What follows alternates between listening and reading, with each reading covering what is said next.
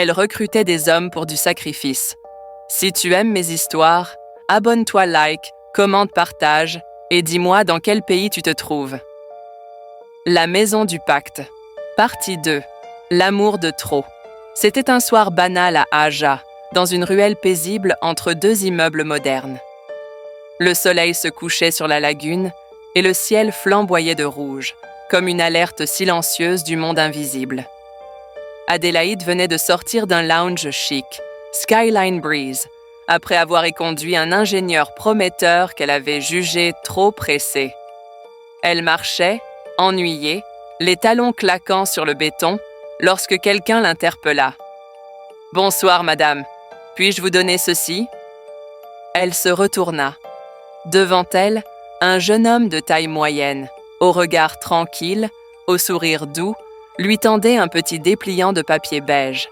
Sur la couverture, une croix et l'inscription « Tu n'es pas seul.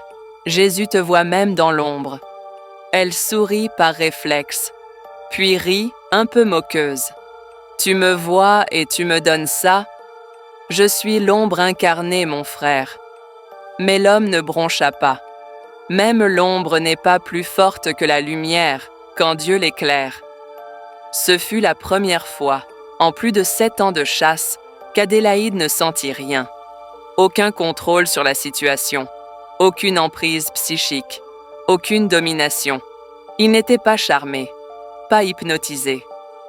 Elle partit sans dire un mot, le papier froissé dans sa main.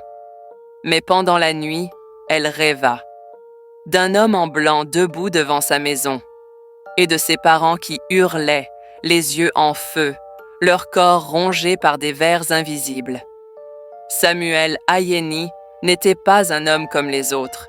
Né dans une famille de prophètes et de guerriers spirituels, son enfance avait été bercée par les chants de combat, les veillées de prière, les délivrances. Son père, pasteur Obadiah Ayeni, dirigeait l'église Épée de Vérité à Ibadan, une congrégation réputée pour son radicalisme dans les combats spirituels. Sa mère, maman Déborah, était une femme de jeûne, de silence, de vision. Samuel avait grandi au rythme des voix célestes. Dès l'âge de 13 ans, il priait pour les malades, faisait des songes prophétiques et lisait les psaumes en hébreu. Mais contrairement à ses parents, il choisit une vie discrète. Installé à Lagos depuis 2 ans, il travaillait comme comptable dans une petite entreprise de BTP. Il menait une vie humble, logeait dans une modeste chambre à Surulere, priait chaque matin et chaque soir, jeûnait chaque lundi. Il attendait la femme que Dieu lui enverrait. Et le jour où il rencontra Adélaïde, il reçut un frisson. Non pas de passion, mais de guerre spirituelle. Contre toute logique, Samuel la recontacta. Il retrouva son contact via une amie du lounge. Ils prirent un café à Yaba, puis un autre rendez-vous dans un parc, puis un dîner à Lekki. Mais à chaque rencontre, Adélaïde s'interrogeait. Pourquoi ses parents semblaient nerveux dès qu'elle prononçait le nom Samuel? Pourquoi le démon qui l'habitait légèrement frémissait quand elle le touchait? Pourquoi les miroirs de sa chambre s'étaient brisés sans raison la veille d'un de leurs rendez-vous? Pourquoi les oiseaux mouraient sur leur balcon depuis qu'elle avait accepté un baiser de Samuel? Elle continua pourtant, fascinée, irritée, attirée. Et Samuel, naïf dans son cœur pur, croyait voir une femme blessée à réparer. Il priait pour elle, il jeûnait pour elle, il imposait ses mains sur son nom. Et chaque fois qu'il priait, un craquement se produisait dans les fondations de la maison Olayinka. Dans la pièce scellée, sous la villa blanche, Agé Oku, l'esprit des profondeurs, était agité. Depuis 19 ans, il régnait sur cette famille. Il buvait les cœurs des hommes purs. Il se nourrissait de leur sang et leurs promesses de mariage. Mais depuis Samuel, il avait faim, il brûlait, il perdait sa forme.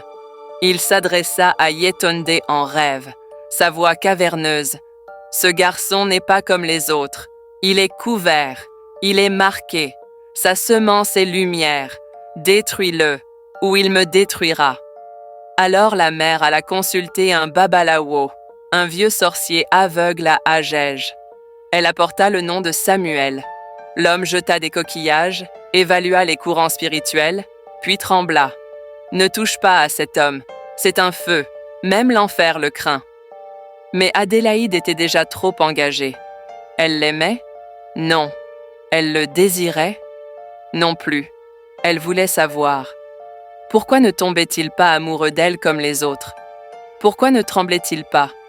Pourquoi priait-il même après l'amour? Pourquoi ses parents, puissants et redoutés, commençaient-ils à paniquer pour un simple comptable? Un soir, Samuel prit sa main et dit « Adélaïde, je t'aime, j'ai prié. Dieu m'a confirmé que tu es la femme que je dois épouser. Je veux rencontrer tes parents. » Elle figea. Il venait de dire les mots déclencheurs du rituel. Ce soir-là, dans la villa, ses parents préparèrent l'autel. On lava les pierres avec de l'huile noire. On accrocha des serpents morts au mur. On grava le nom Samuel Ayeni en lettres inversées sur la dalle. Mais à l'étage, Adélaïde tremblait. Elle ne comprenait plus. Ses larmes coulaient. Elle n'avait jamais douté. Mais là, elle rêvait de lui tenir la main dans une église. Elle rêvait de fuir avec lui, de vivre, comme une humaine. Trop tard. Le démon s'impatientait. Il voulait le sang de Samuel avant la pleine lune.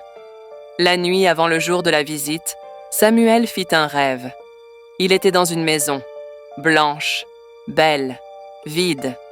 Il montait un escalier, puis un couloir sombre, puis une porte. Il l'ouvrait. Et derrière, des dizaines d'hommes sans yeux, sans langue, le regardaient, leur cœur arraché, hurlant sans voix. Il se réveilla trempé de sueur, sa Bible ouverte sur son ventre.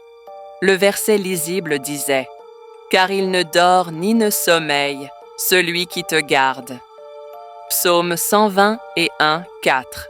Il comprit. Ce n'était pas une maison, c'était un autel. Et Dieu venait de lui dire « Tu entres dans l'antre du mal, mais je serai là.